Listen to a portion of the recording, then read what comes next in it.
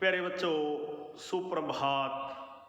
आओ हिंदी व्याकरण और हिंदी भाषा सीखें कार्यक्रम में आप सबका हार्दिक स्वागत है। प्यारे बच्चों, जैसा कि आप सबको पता है, कक्षा 9वीं और 10वीं के प्रश्न पत्रों में 5 अंक का लेखक परिचय पूछा जाता है।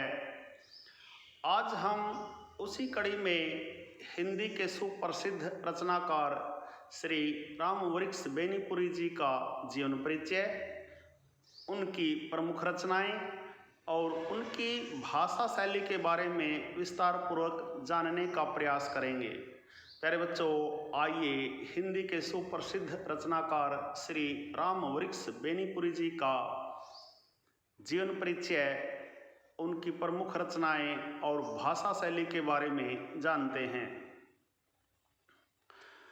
प्यारे बच्चों, जीवन परिचय में आप लिखेंगे, आधुनिक युग के निबंधकारों में श्री रामवृक्ष बेनीपुरी का महत्वपूर्ण स्थान है। इनका जन्म बिहार के मुजफ्फरपुर जिले के बेनीपुर गांव में सन 1899 ईस्वी में हुआ। बचपन में ही इनके सिर से माता पिता की छाया उठ गई थी। सन 1920 में गांधी जी के नेतृत्व में असहयोग आंदोलन प्रारंभ होने पर ये अध्ययन छोड़कर राष्ट्र सेवा में लग गए। गांधी जी के दर्शन में इनकी विशेष आस्था है। रामचरितमानस के पठन पाठन ने इन्हें साहित्य की ओर प्रेरित किया। स्वतंत्रता संग्राम में सक्रिय भाग लेने के कारण इन्हें अनेक बार जेल की यातनाएं सहन करनी पड़ी। सन 1968 में इनका देहावसान हो गया। प्यारे बच्चों, इनकी प्रमुख रचनाएं, 15 वर्ष की अवस्था में ही ये पत्र पत्रिकाओं में लिखने लग गए थे। इन्होंने बालक, तरुण भारती, किसान मित्र, नई धारा आदि अनेक पत्र पत्रिकाओं का संपादन किया।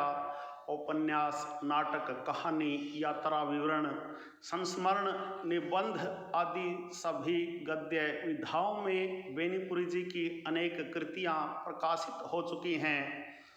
इनकी कुछ रचनाएं बेनीपुरी ग्रंथावली के रूप में 2 भागों में प्रकाशित हो चुकी है। पतितों के देश में उपन्यास, चिता के फूल कहानी, माटी की मूर्तें, नेत्रदान तथा मन और विजेता रेखाचित्र, अम्बपाली नाटक, गेहूं और गुलाब निबंध और रेखाचित्र, पैरों में पंख बांधकर यात्रा विवरण, जंजीरें और दीवारें संस्मरण आदि इनकी प्रसिद्ध रचनाएं हैं। प्यारे बच्चों, यदि रामवृक्ष बेनीपुरी जी की भाषा शैली की बात करें तो इनकी भाषा ओजपूर्ण तथा सशक्त है। इनकी भाषा में प्रांतीय शब्दों का प्रयोग भी हुआ है, परंतु इनकी भाषा खड़ी बोली के परिष्कृत रूप की अनुगामिनी है। इन्होंने सामान्य बोलचाल के शब्दों में तत्सम शब्दावली का सुंदर प्रयोग किया है। वाक्य रचना स्वाभाविक है। बाल गोविंद भक्त इनके द्वारा रचित रेखाचित्र है, जिसमें लेखक ने एक ऐसे चरित्र का उद्घाटन किया है जो अपने क्षेत्र का लोकनायक है। उसने रूढ़ियों से ग्रस्त समाज से टक्कर लेकर अपने युग में सर्वत्र क्रांतिकारी पग उठाए हैं।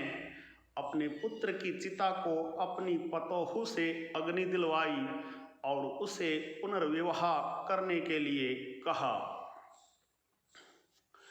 प्यारे बच्चों, इस रेखाचित्र में मनोवृत्ति, मात्र, कंठ, अकस्मात, आवृत जैसे तत्सम शब्दों के साथ साथ लंगोटी, जाड़ा, तूल, खंजड़ी, पियवा, रोपनी आदि देशज शब्दों का भी खुलकर प्रयोग किया है। इनकी शैली भावपूर्ण, चित्रात्मक, विचारपूर्ण, कहीं कहीं वर्णनात्मक हो गई है। कहीं कहीं काव्यात्मक शैली के भी दर्शन होते हैं, जैसे उनका यह गाना अंधेरे में अकस्मात कौंध उठने वाली बिजली की तरह किसे न चौंका देता। आषाढ़ के आगमन का वर्णन अत्यंत ही सजीवता लिए हुए है, जैसे आषाढ़ की रिमझिम है, समूचा गांव खेतों में उतर पड़ा है, कहीं हल चल रहे हैं, कहीं रोपनी हो रही है, धान के पानी भरे खेतों में बच्चे उछल रहे हैं, औरतें कलेवा लेकर मेढ़ पर बैठी हैं, आसमान बादलों से घिरा, धूप का नाम नहीं, ठंडी पुरवाई चल रही है। प्यारे बच्चों, यह था हिंदी के सुप्रसिद्ध रचनाकार श्री रामवृक्ष बेनीपुरी जी का जीवन परिचय। आशा है आपको अच्छी प्रकार से समझ में आया होगा।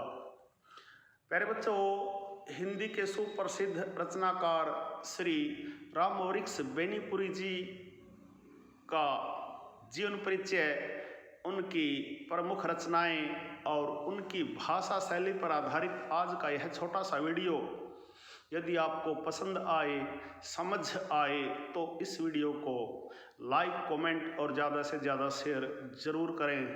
प्यारे बच्चों, खुश रहें, मस्त रहें, योगा करें, स्वस्थ रहें, आपका दिन मंगलमय हो।